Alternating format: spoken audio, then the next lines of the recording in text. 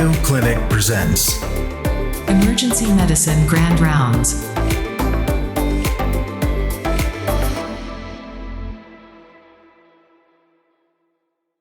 Welcome to Always on EM, the Grand Rounds edition for September 2024. My name is Venk Bellamkonda. I'm one of the hosts of the show.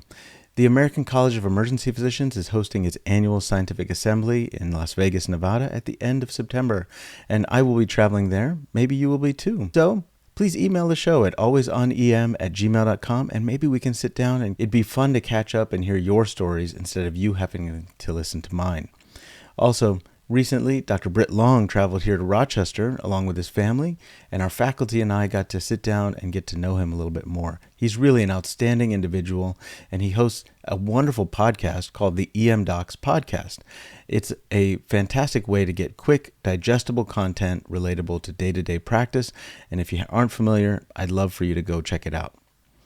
I hate to break with tradition, so I'm going to take a moment to ask you to like, comment, and follow the show on whatever platform you're using, as well as please tell your colleagues and friends about our show because many people still aren't familiar with what we offer. And you are the best to be able to explain what value we bring to your life and how this might be able to make their life a little bit better. Without further delay, let me get you to the recording from a recent Grand Rounds on a topic called INOCA. Maybe it's new to you, maybe you know a little bit. Either way, you're going to get a lot out of this. You're going to hear me give the formal introduction of our speaker right now. I'm really excited about our guest today and our topic. It's one I'm not personally very familiar with, and it was brought to us by Dr. Molly Jeffrey. She had heard Dr. Shah speak and reached out to me to suggest that he's amazing and we should invite him to share his thoughts with us. And so I'm really excited to introduce Dr. Shah to you all. Dr. Shah is an interventional cardiologist who specializes in the invasive evaluation of coronary artery disease, coronary physiology, and complex coronary interventions. He was an undergraduate at Pennsylvania State University and went to medical school at the University of Illinois College of Medicine, where he graduated with an MD as well as a PhD in neuroscience. He subsequently completed his internship and residency in internal medicine at Yale New Haven Hospital, followed by clinical fellowships in cardiovascular medicine, peripheral vascular interventions, and interventional cardiology. Dr. Shah has received numerous honors for patient care and education, including the Dr. Linda Rosenfeld Cardiology Fellowship Teacher of the Year Award, Wendy Yu and Thomas C. Naratil Pioneer Award, the Veterans Administration Eye Care Award, and Yale's Internal Medicine Excellence in Outpatient Care Award. In 2023, he was recognized by the Society of Cardiovascular Angiography and Interventions, or SCAI, as one of the 30 in their 30s award recipients for professional excellence in interventional cardiology. His scholarly work has focused on the outcomes of cardiovascular interventions and the invasive assessment of coronary physiology. He is a national co-principal co-PI for the Discover INOCA multi-center registry and has active research projects at Yale regarding the diagnostic yield of invasive coronary physiology testing, ischemic heart disease in women, and the vascular effects of psychological stress. And so for all these reasons, I'm really excited to hear about ischemic and non-obstructive coronary artery disease. And thank you so much, Dr. Shah, for joining us. Thank you, Dr. Bellamkonda, for the kind introduction, and it's really nice to be joining you all today virtually. My topic might be new to some of you, and I've tailored this talk to be suitable for an emergency medicine audience, but please chime in if you have questions or comments at any point. So my title is Seeing the Invisible, Ischemia and Non-Obstructive Coronary Arteries. My disclosures are essentially research funding and then off-label use of a medication called acetylcholine chloride. So I'm going to break the talk up into three parts, and all three of them focus on this central question of how can we improve the way that we diagnose and treat ischemic heart disease, which is something that all of us take care of in many ways. So you see it from your standpoint in the emergency department, and I see it as a cardiologist. So the first section is background, and then I'll move on to innovations and progress. The key background here is that every year, 10 million patients are evaluated for chest pain in the United States. 20 to 40% of all people will have chest pain that makes them seek medical attention at some point in their lives. It's one of the most common complaints in the emergency department, and you all live through this. Interestingly, if you look at the 7 million people who present to the emergency department with chest pain every year, it's more likely to be women than men.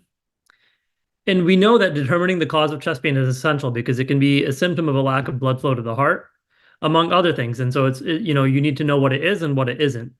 It can be a stable symptom or a sign of a heart attack. And so that's why sometimes time is of the essence. And importantly, from my standpoint, cardiovascular disease is the leading cause of death in women and men. And so often we need to make sure that we have a diagnosis right so we can appropriately treat patients. So why does this matter to you, especially in emergency medicine? Why are we talking about this topic today? So I have three points that I want to make up front. The initial evaluation of new onset cardiac symptoms like chest pain or shortness of breath is often performed by emergency medicine. So as a field, you are essential for this topic that I'm talking about today. Patients looked at emergency medicine providers as a key source of information and guidance. And so it puts you on a pedestal in a way because often you're the first point of medical contact where people will get information. And then finally, downstream care depends on the initial evaluation and assessment. And so often the words that you use in the emergency department will shape what happens to the patient down the line. The key symptom that I'm going to be talking about today is chest pain. And, there's other symptoms that fall into this category of angina. But if you just look at this phrase of chest pain and you do a Google Trends search, this is not a medical search per se, but this is kind of a nice way to look at prevalence. More people are searching for the words chest pain now than they ever have. And the way that Google Trends work is that this is an index search.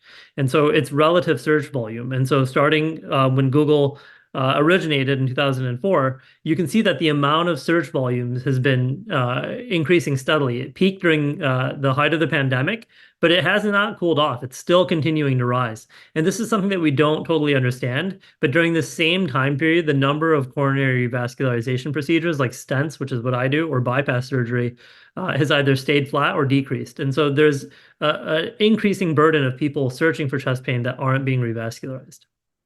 So this is a central statement that I want to make, which is every day people around the world seek medical attention for symptoms of heart disease, such as chest pain or shortness of breath, only to be dismissed or told that routine testing did not show any problems with their heart.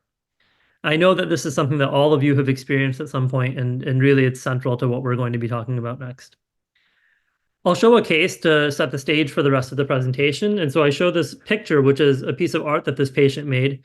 She was a professional, has at this point had a son in medical school, and is really a very sharp person. And I just want to show you what happened to her. And so I'll let her speak in her own words a little bit. So this is Laura, and this is her story. I had difficulty getting to sleep that night. I remember curling up kind of in fetal position and finally got to sleep. And the next morning I woke up early and I said, I'm just going to get up and do something for myself. And I'll go do my, little boot camp workout in the basement. It was pre-dawn, so I was glad I wasn't out running. And came up from my workout. I pulled off. That burning sensation was coming back. I said, maybe I just need to eat something.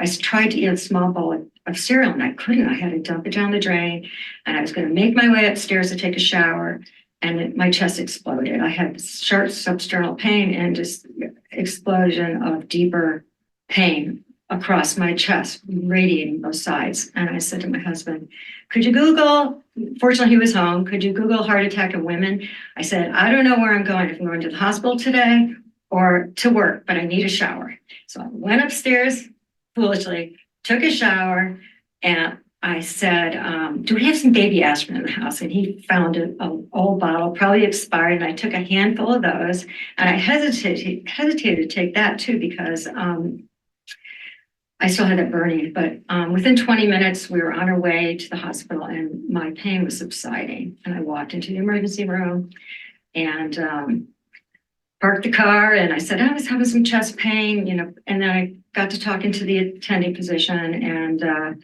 he says probably something UA. And I heard that repeatedly from him. And there were 2 troponin tests and both were negative. And then they were going to move me to another room and I could walk there, said I could walk, and they said they were going to put me on a treadmill. And by the time I got to that other room, that feeling was coming back. It wasn't totally responding to the nitro they were giving me in the hospital. And that's when they told me I had a heart attack and they transferred me. But I guess I didn't recognize any of those symptoms. It never occurred to me that I would have a heart attack or have any kind of heart condition.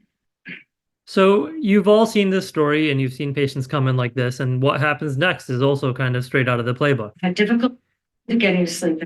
So Laura gets rolled into the cath lab because when somebody has this kind of syndrome, and that's what we're suspecting, we're really set up to do this. So she has a coronary angiogram, and this is kind of what my day job looks like, where we do a fluoroscopic procedure, inject contrast dye into the coronary arteries of the heart, and we can identify blockages that might be restricting blood flow to the heart. So this is Laura's angiogram, and so these are some still images of the films. This was done in an outside hospital, and what she was described as having was this critical narrowing of her left anterior descending artery. This is kind of the normal appearance of coronary arteries, and then right here in the middle, it's a different appearance to the vessel.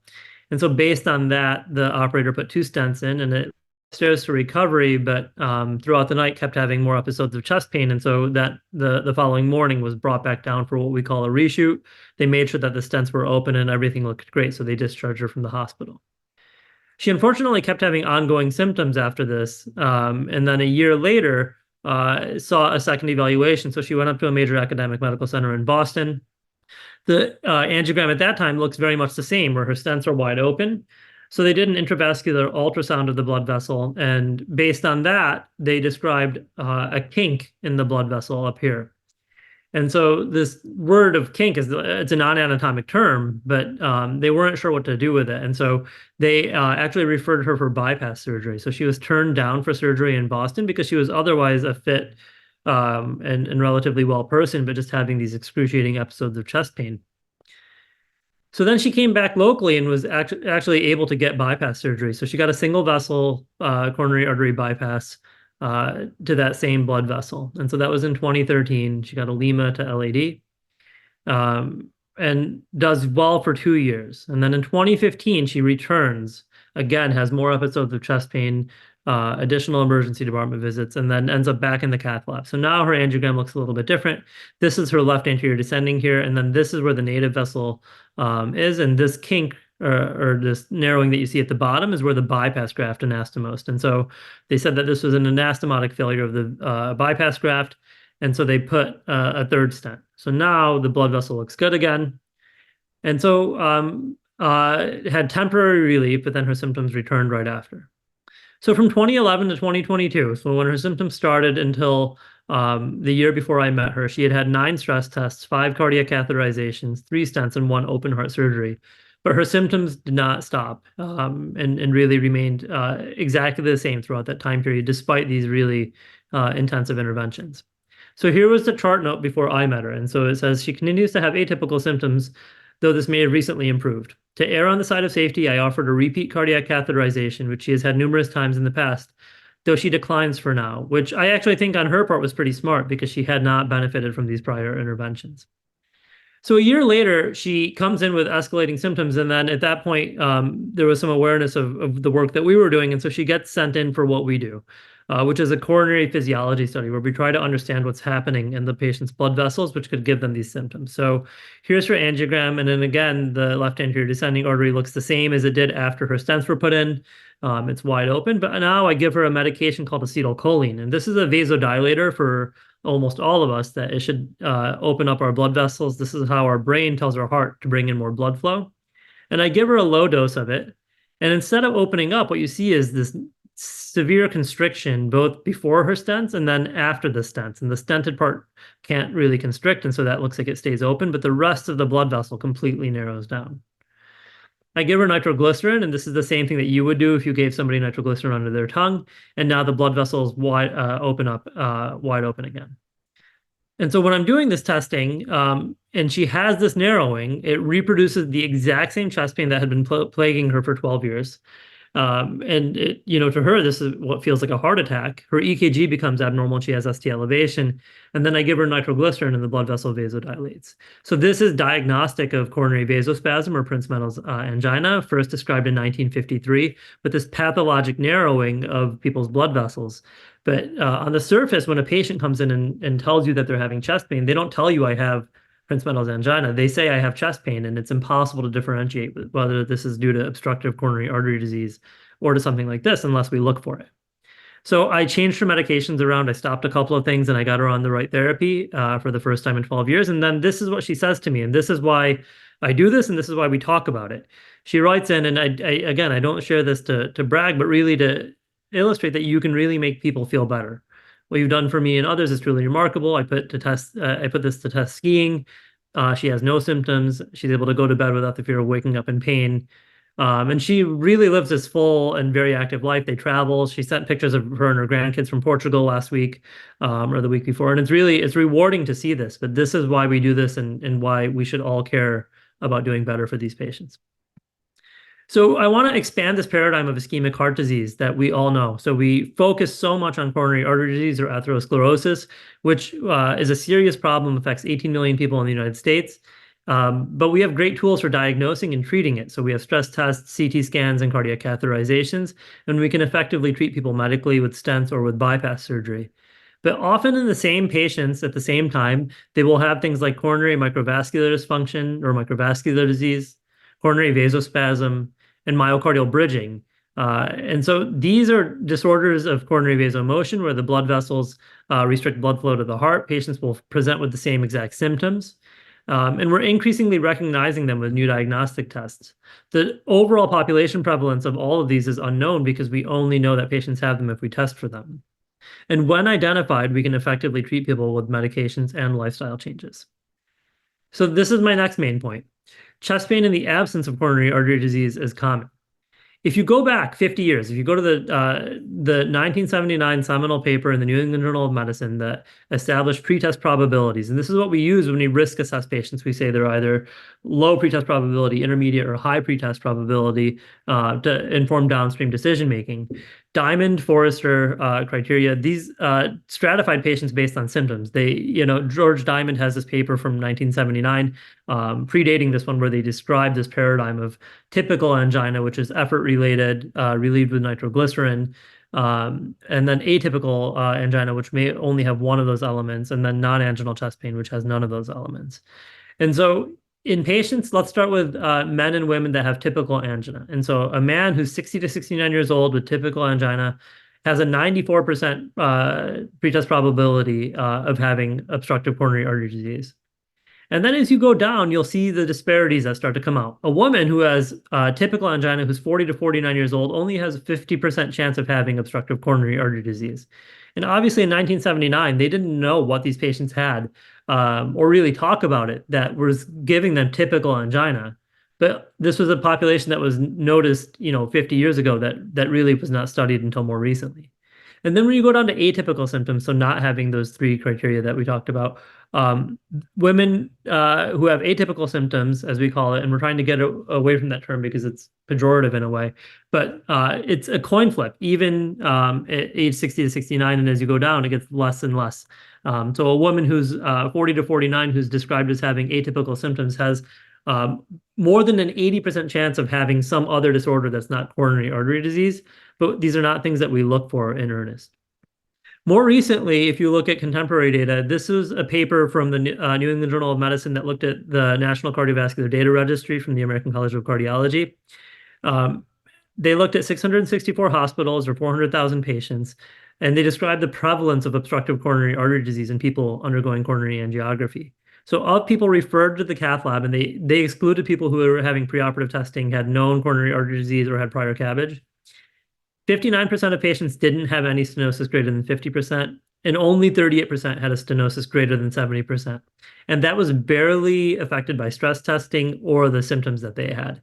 And so the majority of people that we're doing diagnostic angiograms on in the cath lab will not have obstructive coronary artery disease, but yet patients fall back on the cath lab as kind of the end site of their diagnostic testing when they have chest pain syndromes.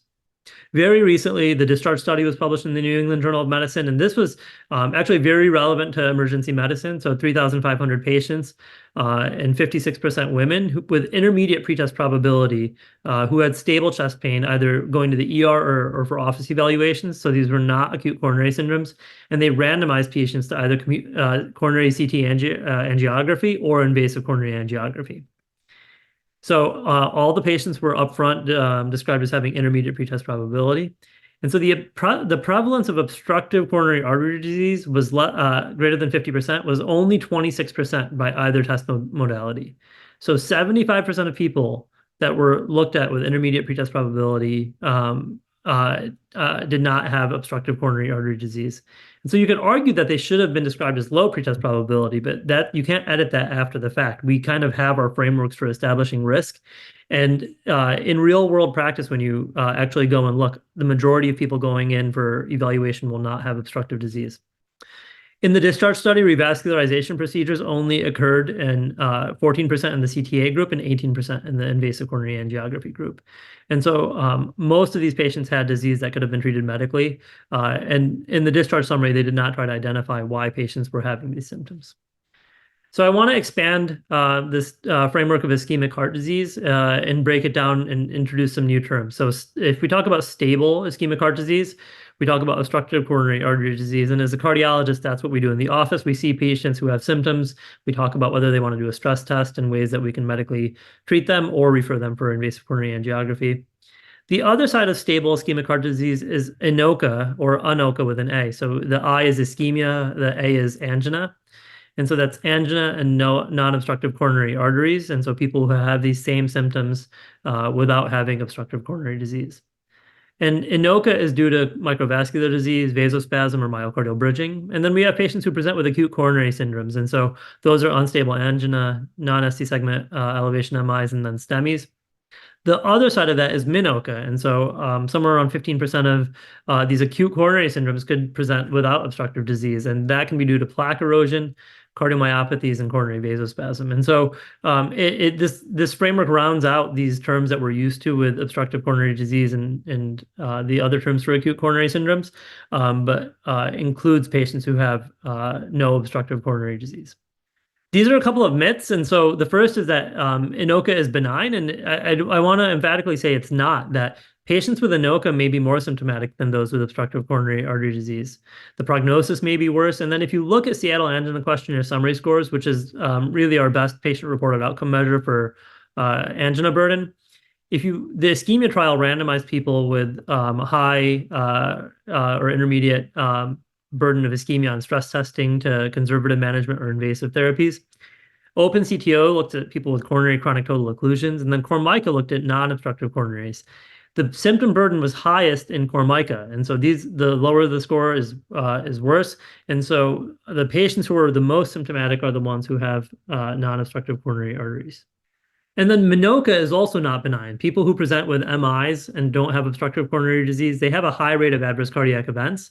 And so it's nearing that of obstructive coronary disease, depending on which study you look at. And so definitely more than 10% of heart events, including death at 5 years. So it's important to remember that somebody has a MINOCA presentation, they go to the cath lab, their coronaries are open, they come back with an MI, fatal heart attacks can happen in the absence of coronary stenosis. All of this said about prevalences and pretest probabilities, this is where disparities come from. And we talk about things like implicit bias and the way we evaluate patients, but it's nobody's fault when this happens. But this is how disparities come about, is that we look at patients, they have symptoms, then because of our prior experience treating them, we say, well, your symptoms don't really sound typical and your baseline characteristics aren't right. And so maybe this is not real. And so this is what happens. And if you look at, I'll show a couple of these studies, one from Australia looking at 54,000 women who went to the ER with chest pain syndromes. Women really suffer from this. Women are more likely to have coronary disease. And as a result, they are less likely to be triaged for emergent assessment, less likely to have cardiac biomarkers checked, less likely to be put into dedicated cardiac units. And then they also have a hazard of dying because of these disparities. This is also true in the United States, looking at the National Hospital Ambulatory Medical Care Survey, 2,300 women. Again, women are less likely to be triaged as emergent, wait longer to be seen, less likely to have an EKG, and less likely to be prescribed cardiac medications. And the patient example that I showed, Laura, really speaks to that she clearly had cardiac disease, but on her initial presentation was told that it must have been something that she ate, because it's hard to believe, especially when people otherwise appear well, that there's something wrong with their heart. So I'll move on to the next section of this talk, which is how can we improve the way that we diagnose and treat ischemic heart disease, and talking about innovations. So if our standard diagnostic approach to ischemic heart disease is that we take patients and we do EKGs, lab tests like troponin, we have stress tests, and then we have cardiac catheterizations. This is really the bulk of what we do. And if we can't figure out the answer for a patient, what do? We just repeat the process. And this cycle is really a burden for a lot of patients, that they jump on this wheel and they can't get off if we don't know what's happening with them. And so to really understand what else we can offer these patients, we have to take a closer look at the heart. And we focus so much on these big blood vessels, the epicardial coronary arteries, that we forget that the heart is really a complex organ in the way that the muscle gets blood. And so we see this rich network of microvascular vessels, which really makes up the majority of vessels in the heart and controls the majority of the resistance. So we focus a lot on putting stents into these big blood vessels, but the predominant tool to regulate blood flow is in the microvascular bed. This system is also under a number of neurohormonal and other controls to increase blood flow. And so there's metabolic factors, there's paracrine factors, et cetera, that dictate how much blood flow we get. And from the day we're born, we know this conceptually, that if you want to go run up a flight of stairs, we take it for granted that your heart can pull in enough blood to pump more blood to your arms and legs so you can do the activities that you want to do. But this system, if it goes awry in any way, can cause symptoms. And that's what we see in these patients with coronary vasomotor disorders. Some seminal work that was done by people like Amir Lerman at the Mayo Clinic and then Cedars-Sinai described novel ways to actually assess patients. And so clinically, we can actually figure out what patients have. So in 1999, the WISE study, the Women's Ischemia Syndromes Evaluation, described coronary function testing as a tool that we can do invasively to actually understand what's happening with patients. And so this concept of abnormal coronary vasomotion, things like coronary vasospasm or microvascular dysfunction, when diagnosed, is associated with a worse prognosis, including ongoing symptoms. But we know that we can do testing to actually explain what's going on with the patients and then give them a diagnosis. And so the work that I do wouldn't have been possible without this foundational work, and it's really a testament to how far we've come. So this coronary function testing procedure, where we expand on cardiac catheterization, we take patients with a suspected ischemic heart disease, and then we do the testing that you saw before. So acetylcholine testing for coronary vasospasm, and then guide wire testing, where we actually measure the hemodynamic significance of plaque in the blood vessel and can also assess their microvascular bed. With this testing, which we can do routinely, we can do this in an hour, often from radial access. It's something that we can scale to hospitals all around the country, and this is what we're actively living through. That now we can give patients these precision diagnoses to better understand why they keep coming back. This is from a state-of-the-art review that we published last year, but you can see that with this 1 hour of testing, we can actually really understand on a basic level what's happening to the patient. We have diagnostic criteria for all of these. But when we can bucket patients, we can actually figure out how to treat them, and then we can speak the common language of what's going on. So if somebody comes into the ER with ongoing symptoms, we can tell you, cath lab, why don't we try a calcium channel blocker, because that might be the right treatment for them. So if we want to give patients an accurate diagnosis, here are some of the diagnoses that we use to describe them. Coronary microvascular disease or microvascular dysfunction, vasospastic angina or coronary vasospasm. We have patients that may have diffuse physiologically significant coronary artery disease. So these are patients without a focal obstruction, but may have ongoing symptoms from plaque that's not readily apparent on the angiogram because it's diffuse, affecting the entire blood vessel. Myocardial bridges are problems where the epicardial vessels tunnel under muscle, and patients can have symptoms from that. Endothelial dysfunction, and a lot of seminal work about this has come out of the Mayo Clinic. And then there's other disorders, things like elevated resting flow or abnormal nociception, and all of these can contribute to symptoms in patients who have no obstructive coronary artery disease. There have been recent randomized trials like CORMICA and CHAMP-CMD that have demonstrated that patients have improved symptoms and improved quality of life if we base medical therapy on a precision diagnosis. So rather than saying somebody came to the ER with chest pain, put them on a beta blocker, put them on a long-acting nitrate, we should actually think about what they have and then focus our treatment on those patients. So in the last part, I want to talk about some of the work that we're doing at Yale to move forward in this field.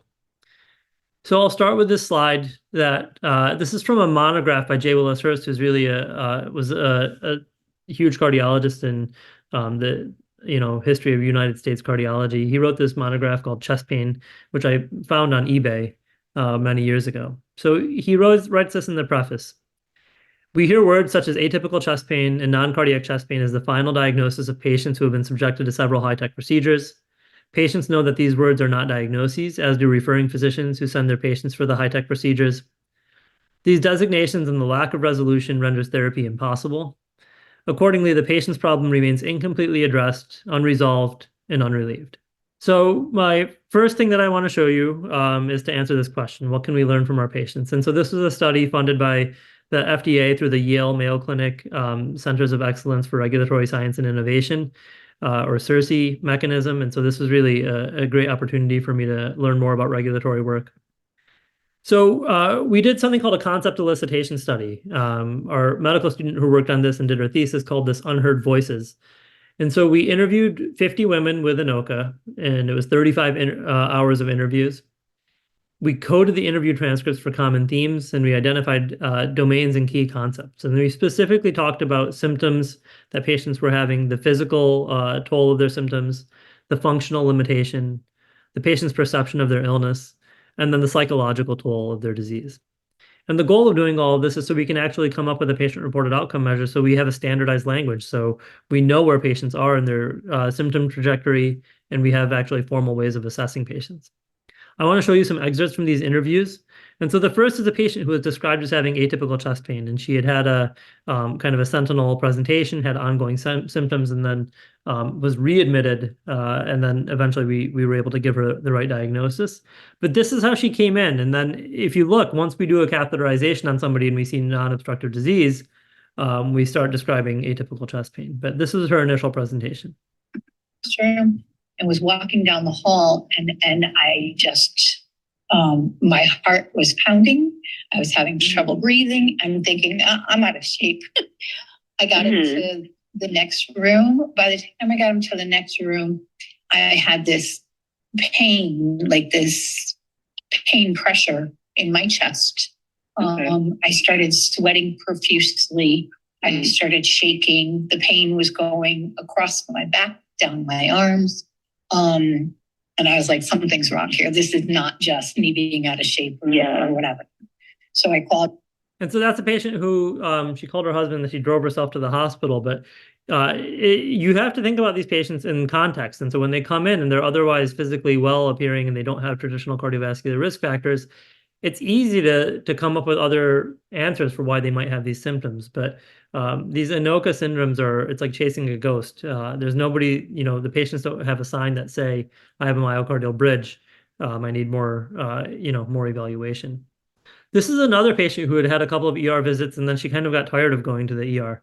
And so this is what she said. But the symptoms were like a heart attack to me at the time. Yeah, so chest pain and difficulty breathing. And I felt like I was dying. So I went to ER. That's how it started. And so both of these examples, when we hear these patients and you take them out of the context of being in the emergency department, these are distressed patients and they really have very valid and real symptoms. And so this is what kind of inspires us to do the work that we're doing. So if we were to take those interviews and we distilled them down, and this is a manuscript that's pending, if you look at their symptoms, this is what of the 50 women that we interviewed, who have 4% of them described chest pain, 86% had shortness of breath, 86% had radiation of their chest pain to their jaw, to their arm, to their back, or other non-chest regions. 80% of them also had fatigue. And then there's these other symptoms that even as a cardiologist, I kind of said, it's impossible to know. But really, a lot of these patients said this. They had a sensation of abnormal heartbeats, or not quite palpitations, but some sort of fluttering in their chest. 50% of them had what we would call GI symptoms like nausea or heartburn. 50% of them had lightheadedness, and then 24% had diaphoresis. The other part of this that I want to show you is the psychological toll. So a lot of these patients had anxiety, but related to their symptoms. And so if somebody doesn't already have an anxiety disorder, it's hard to bill them as being anxious when really they're anxious because they feel like they're having a heart attack. Patients also had, they were discouraged, they had frustration. And then these last two are really key. So invalidation was reported by 66% of the patients, and then dismissal from care was reported by 80% of patients. And this is sobering to all of us, I think, when we go to work and we want to do our best for our patients, and we never try to do this. But these dynamic syndromes are so challenging to diagnose that invariably this is what happens as patients get falsely reassured despite ongoing symptoms. And then finally, if you look at what happens to a patient, so if we were to distill this down into two phases, prior to having a diagnosis and after having a diagnosis. So before they have a diagnosis, they had few effective management options. And then after diagnosis, they reported that they were able to take medical therapy. They had a better understanding of their illness and fewer and less severe symptoms. Prior to their diagnosis, they had a lack of knowledge about effective lifestyle changes. And then after, they had better knowledge of lifestyle changes, including exercise and stress reduction. And then prior to diagnosis, they had feelings of invalidation by loved ones and providers regarding symptoms and experiences. I will always remember the patients who kind of look at their spouse and say, I told you it was real. And then after having a diagnosis, they have improved mental health and less anxiety about symptoms and more confidence seeking care. So the next question is, this is one that I think comes inherently to emergency medicine, is can we use biomarkers in the ER to differentiate patients? So can't we use a troponin to say this patient has obstructive disease or this patient will not have obstructive disease? And even though troponin is best validated for a rule out, and this is really done amazingly well in emergency departments where you use a high sensitivity troponin and can appropriately risk stratify a patient. When the troponin is positive, we start to use it as a rule in. So let's test this. And so this was actually inspired by one of our medical residents who posed this question to me. So can we use high sensitivity troponin as a rule in for obstructive coronary artery disease? So we looked at 1,026 patients who came to the ER at Yale, had a high sensitivity troponin checked, and then went to the cardiac cath lab. We excluded patients with STEMIs, cardiac arrests, and cardiomyopathies. And so that left us with 728 patients. The mean age was 68, and the cohort was 62.5% male. Here's what we found. So overall, of these 1,000 patients, and this was basically for a full calendar year, 43% of them had no obstructive coronary artery disease, despite following this trajectory of coming in, having an elevated troponin, and going to the cath lab. And so this is really a much larger number than we would have suspected up front. Of the people who had no obstructive coronary artery disease, 56% were female and 35%, of all females, 56% of females had no obstructive coronary artery disease, and of all males, 35% had no obstructive coronary artery disease. So again, the majority of female patients who had ER presentations, high sensitivity troponin, and went to the cath lab did not have obstructive disease. The delta change in the high sensitivity troponin did not predict obstructive coronary artery disease. Which was this was kind of a big finding for us because we thought that an escalating delta would be more likely to have obstructive disease, but that is not true. If you add in stress testing or heart scores, again, that did not increase your prediction of coronary artery disease. And so, again, all of these tools are best for rule outs, but ruling in obstructive disease is a lot harder. So the only predictors we found are the things that we already know. Male, white race, and hypertension were all predictors of obstructive coronary artery disease. And then after all of this, we can kind of confidently say that you cannot use a troponin to be the arbiter of whether somebody has real disease or not, because the clinical syndrome is what's going to dictate what they have. Dr. Shah, can we have your opinion on if the troponins are negative or normal and there's no delta, does that rule out the disease? It rules out an acute coronary syndrome, and I think that's where troponin has been best validated, is to say that this patient is safe to go home or be discharged from the ER. Same with heart score. I think this is how you kind of risk stratify who can go home or not. But that doesn't mean it's not cardiac. It doesn't mean that it's not coronary artery disease. But it just means that they can safely be discharged and they should have close outpatient follow-up, especially if they have ongoing symptoms. Thank you.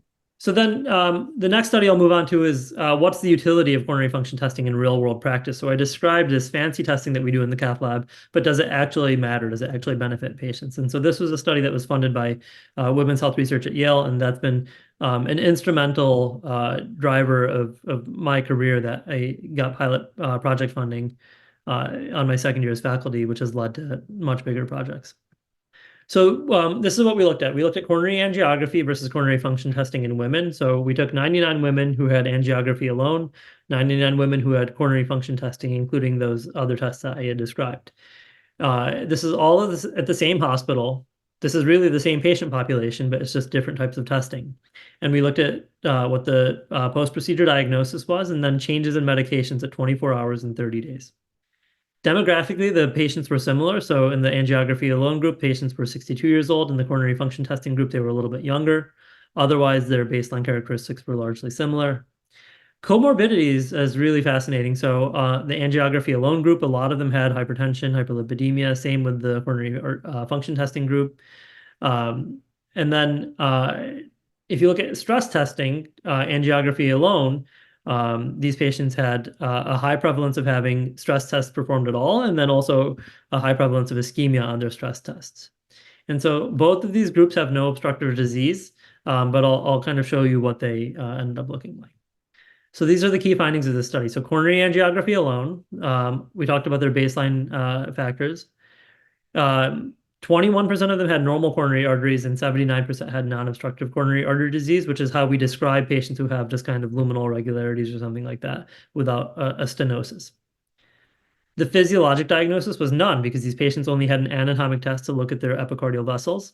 And then medication changes, so 41% at 24 hours, and this was usually statins or preventative therapy, and then further medications were 30% at 30 days.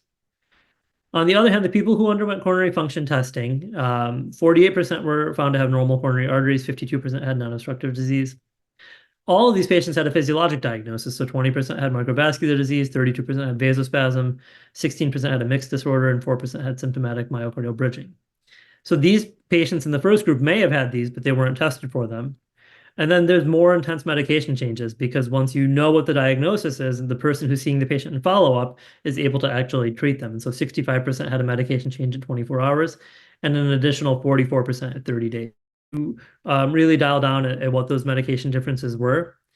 Anti-anginal therapy was titrated in the overwhelming majority of people who had coronary function testing, and so significantly more than the coronary angiography alone group. And specifically, calcium channel blockers were much more likely to be used. And so you get a difference in treatment actually once you do coronary function testing, likely because you're unearthing diagnoses like vasospasm or endothelial dysfunction, which you otherwise wouldn't see if you just stopped by sending them to the cath lab and doing a routine coronary angiogram. And so the last part is our best chance of having real world evidence. So this is my pride and joy. So the determining the cause of coronary vascular disorders in patients with ischemia and non-obstructive coronary arteries, discover INOCA prospective multi-center registry. Amir Rahman at the Mayo Clinic is on our executive committee for this. This has been in the works for over 4 years now, and so we're actively enrolling and have about 160 patients enrolled. So Discover INOCA is a multi-center registry. We're enrolling at 10 United States centers, and we're taking patients who come into the cath lab and they're undergoing invasive coronary function testing. So all patients are just enrolled because they have suspected ischemic heart disease, and then the testing is dependent on the operator. So the objectives of Discover INOCA are to describe the prevalence of INOCA, so we can all speak the same language and we can say, actually, yes, you had a normal CTA, and patients who have ongoing symptoms, 30% of them will have microvascular disease or vasospasm, et cetera. Then we want to characterize the burden of epicardial atherosclerosis and myocardial bridging. And so we do this both by angiography and then intravascular imaging on all of these patients, which is really a unique feature that we don't typically image all of these patients. The reason for doing this is that we need to know what their plaque characteristics are, because if I'm telling you about prognosis of coronary vasomotor disorders, we need to understand how much plaque they have and if they have high-risk plaque characteristics, because that may actually be more important to their long-term outcome. And then finally, we want to define the hard outcomes and the patient-reported outcomes. And so I want to be able to tell you next time I come back from Mayo Clinic Emergency Medicine Grand Rounds that these patients with vasospasm have a X% risk of heart attacks or death, because right now this is really a black box for us. The inclusion criteria for Discover INOCA are patients with suspected ischemic heart disease who are referred for coronary angiography. You all have taken care of these patients who come in and then end up going to the cath lab. And then we make sure that the patients have no obstructive disease, both anatomically and physiologically. We exclude people with MIs within 90 days. And so we're looking at INOCA, not MINOCA. And we exclude people with prior stents, mainly because stents have their own hazard of long-term outcomes, and we want to make this clearly a definitive study for this patient population.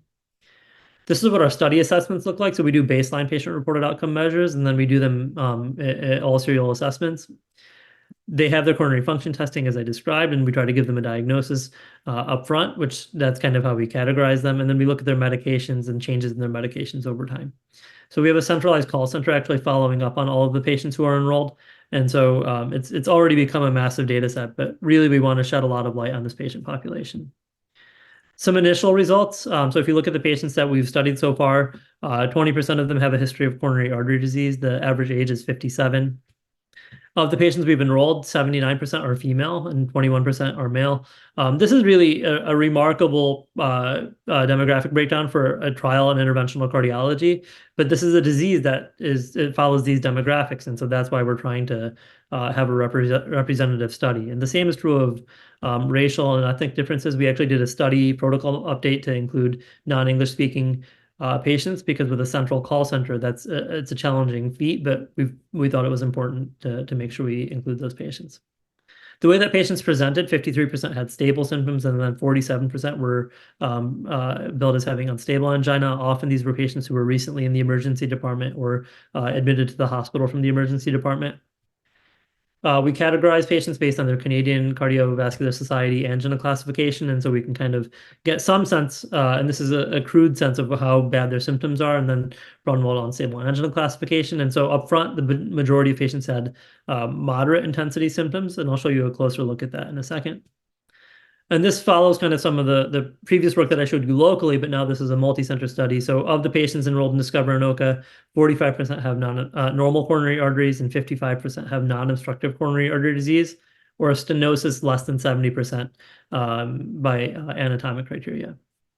Then if you look at their physiologic diagnoses, 23% had microvascular dysfunction, 46% had vasospasm, 16% had a mixed syndrome, and then 22% had other, which included symptomatic myocardial bridging. And then 10% of patients had normal physiology, which is actually a great bucket of diagnoses for us because it creates a benchmark of patients who made it to the cath lab, had all of this testing done, and we couldn't find something wrong with their heart. So they may have had, some other cause of their chest pain, but we can at least, have a comparison within our cohort. Overall, we changed their diagnosis 91% of the time when we did coronary function testing. And so if you go from pre-procedure diagnosis to post-procedure, we're able to use precision testing to give them a diagnosis. And then medication changes occurred in 76% of patients.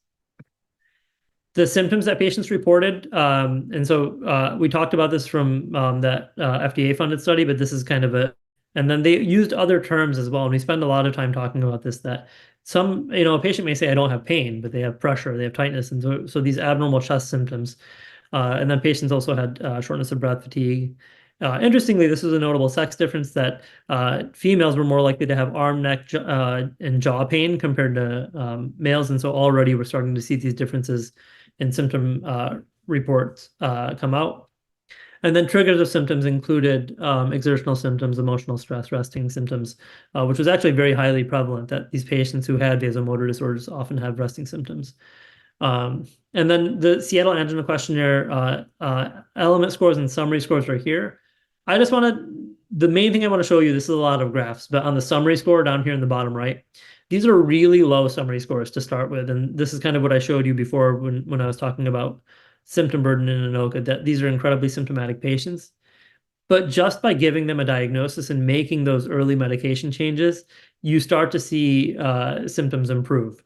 And the Seattle Angina Questionnaire summary scores come up a very significant amount. These are all statistically significant at all of the follow-up time points. And it shows that even in a registry design, we're not dictating therapy. People are doing this at their own individual centers. You can effectively make people feel better if you know what they have. And so we're going beyond somebody who just has normal coronaries or non-obstructive disease and squirrely symptoms to actually treating them for what they have.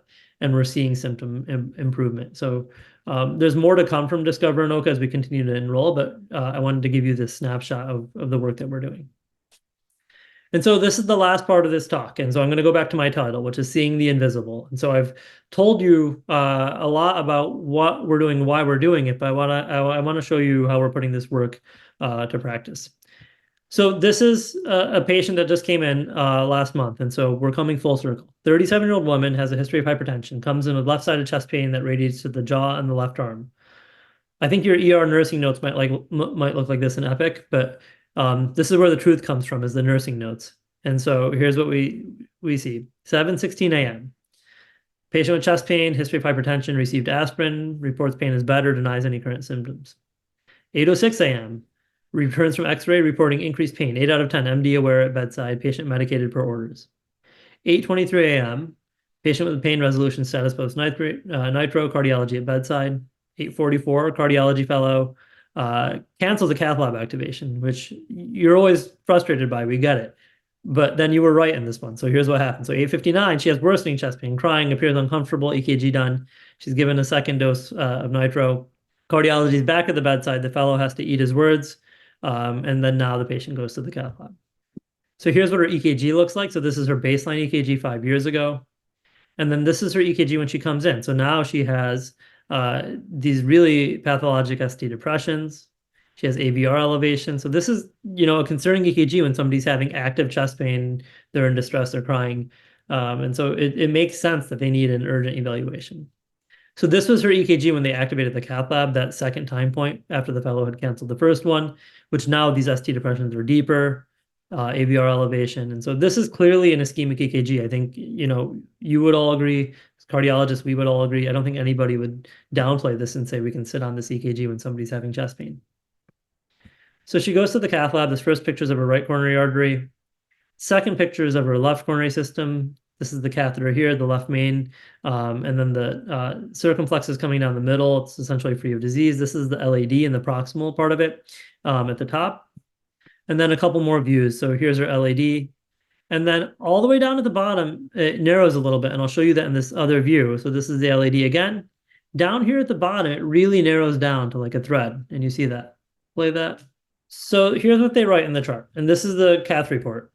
They write severe distal LAD disease, medical therapy, heparin drip for 24 hours, and dual antiplatelet therapy. Consider a vasculitis workup. So she goes upstairs to the floor. She's admitted to the cardiology service. And so they consider diagnoses like spontaneous coronary artery dissection. They think about vasculitides, which are admittedly rare in coronary arteries. And then they said, maybe this is just atherosclerosis of her apical LAD. But while she's in the hospital, she keeps having these episodes of chest pain. And so with awareness and as a result of the work we've done over the last 8 years, they said, look, we have the resources. We might as well just send her back down and figure out what's going on. And you always hate to put somebody through a second procedure, especially when they're 37. But in this case, it's an opportunity to prevent what you saw in the first patient that I showed, that we can kind of nip this in the bud. So we bring her back down to the cath lab. And then this is now what we call a guide catheter. We take our baseline pictures, and that narrowing that you saw in the apex is now gone. That's resolved spontaneously. And so this is not vasculitis. It's not SCAD.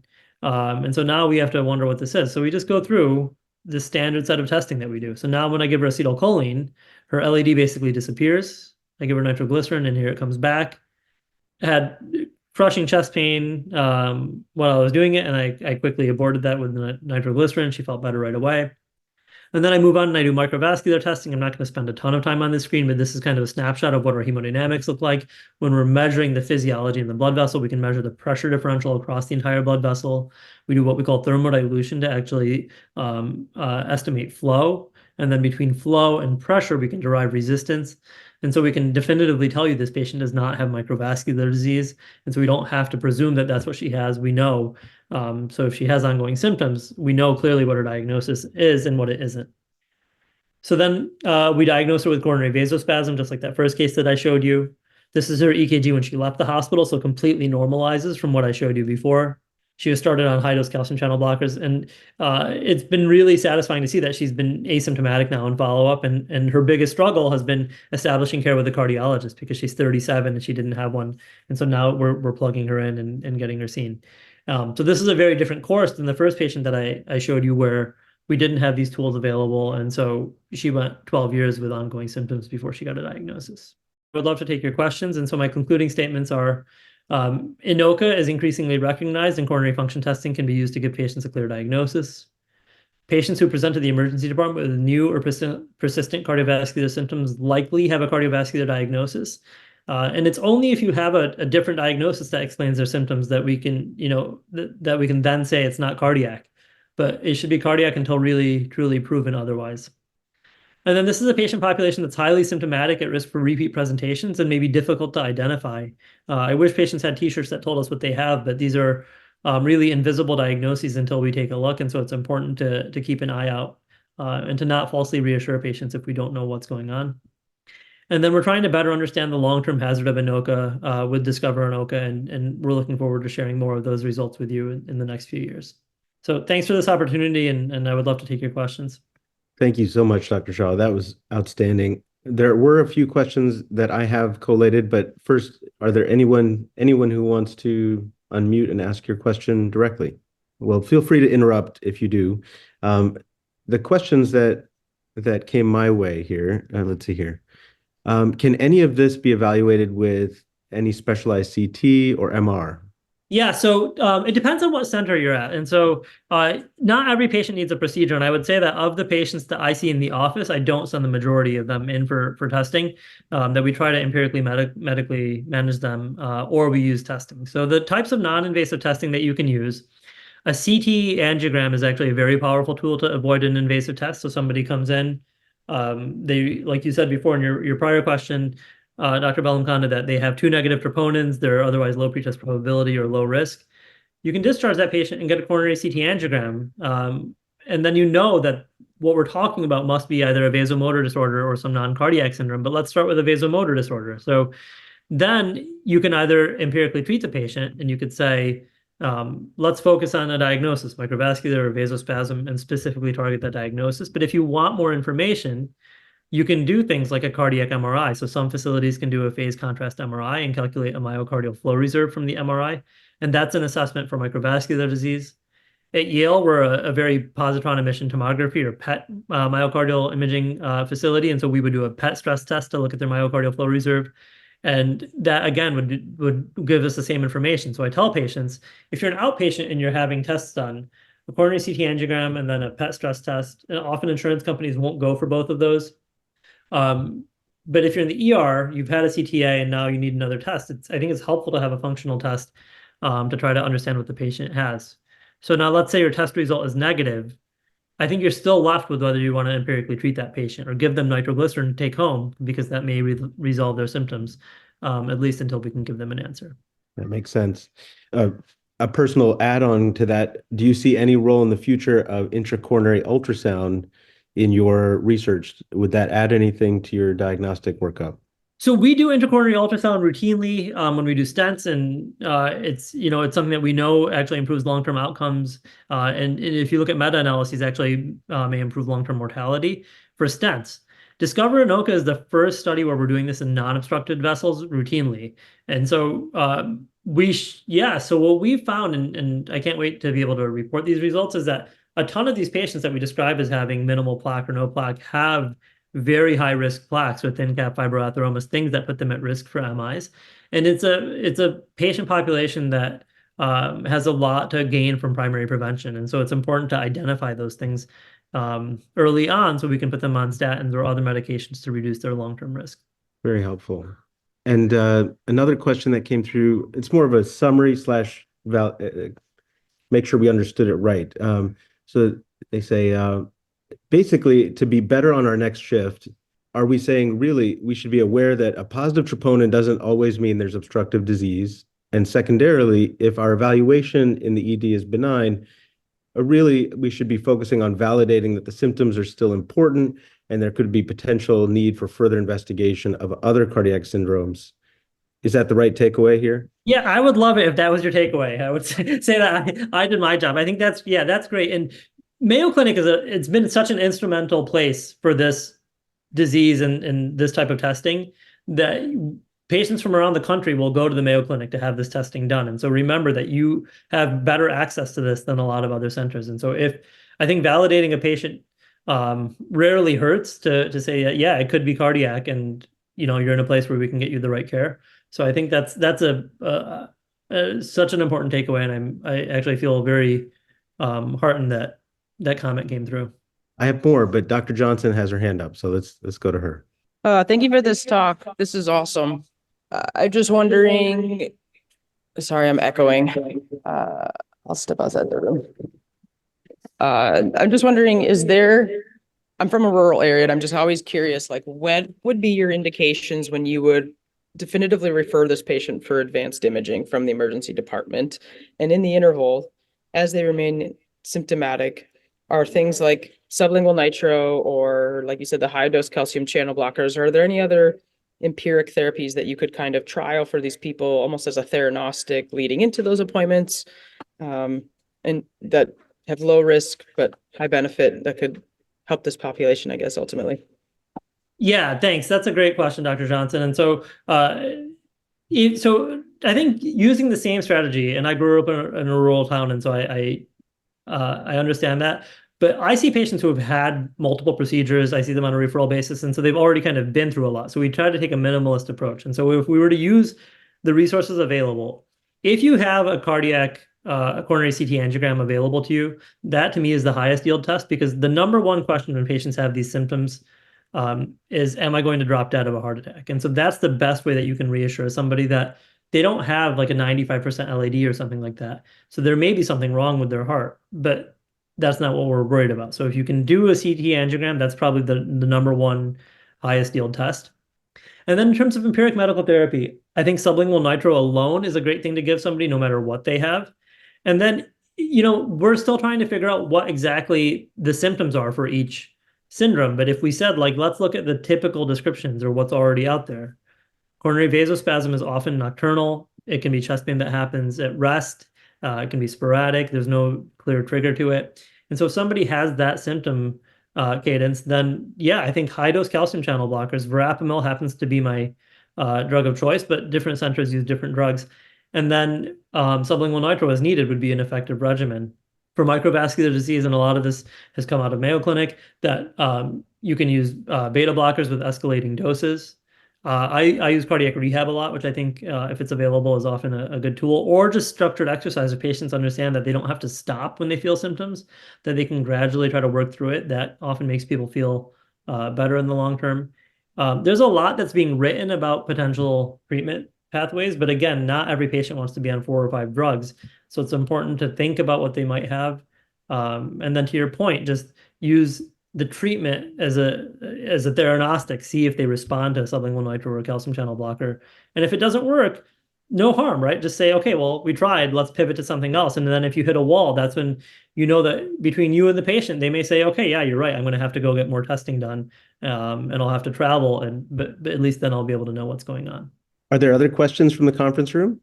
Well, there was one other question from the chat. To kind of set the stage, Dr. Shah, it comes from Dr. Carpenter, who's one of our national leaders in emergency medicine, especially works a lot on creating clinical policies and guidelines based on the available evidence. And so he posed the question, he was wondering what pertinent existing EM clinical practice guidelines should do to incorporate this category of diseases or chest pain syndromes. What would you recommend that we incorporate in there? Do you have any follow-up answers for that? Yeah, thanks so much. And thanks, Dr. Carpenter, for your work in this area. Could I just ask if somebody could email that to me, just because when the chat closes, I'm going to lose that link, but I do want to take a look at what's already there. Absolutely. I'll take care of it. If you look at the 2021 American College of Cardiology chest pain guidelines, they used a lot of the messaging that I've talked about today. So discarding that term atypical and using possibly cardiac instead. It's this whole mentality that, even though it doesn't look like a duck, sound like a duck, and walk like a duck, it could actually be a duck. And so possibly cardiac, I think, is a better term because it doesn't dismiss the patient from care. And then The other thing is, it's a two-way recommendation to do coronary function testing in the ACC guidelines. So I don't think you can come in stronger than that in the emergency medicine guidelines. But it may be worth saying that once somebody rules out using biomarkers, that they may still have a cardiovascular syndrome. And so then you can follow the ACC guidelines that if they have persistent symptoms, that may be a patient who may benefit from expert referral to a cardiologist and or further testing. Excellent. And I'll send that question to you as well, so you'll have it, as well as the link he shared. I only have one other question, and that was going back to the symptoms. You reported that more of the women in your study reported jaw pain, back pain, etc. And this colleague was asking, did they have that in isolation of chest pain and shortness of breath, or was that in addition to chest pain and shortness of breath? It's either. So this is something that we're trying to tease out with this FDA project to develop a patient-reported outcome measure. It's a continuum. So some people may have isolated jaw pain or chest pain, and I think it's important just to know that a lot of women will come in with jaw pain or pain that radiates. One of the patients that we did vasomotor testing on came to us from ENT because she was referred to the ENT for jaw pain, but it was actually her anginal symptom. And so again, a persistent symptom kept bringing her back. And the one symptom that's very key that we didn't really capture in this is patients will tell you whatever it is, it stops them from what they're doing. So like you can have jaw pain related to your tooth and get through your day, but when it stops you in your tracks and you wake up from sleep or doing something and you have to stop your exertion because of your jaw pain, I think that's a patient where you're going to say maybe this is something bigger or it's their heart. I think that's a really great summary there. Certainly we can ask more questions, but I know we're a bit over. If anyone else wants to ask questions, please stick around, or you can email me and I'll send them on to Dr. Shah if that's okay with you. Thanks, everyone. Thank you so much for the talk. It was wonderful. Thank you, Dr. Bellamconda. Thanks for the invite and the opportunity. Okay. Thank you, Dr. Shah. That's a wrap for this chapter of Always On EM. Be sure to come back October 1st, 2024 for the next installment. I'm going to keep this really short to just close out the show. Be sure to like, follow, comment about the show if you could, and thank you for listening.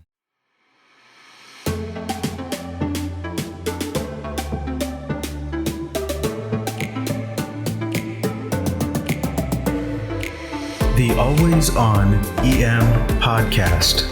Emergency Medicine Grand Rounds.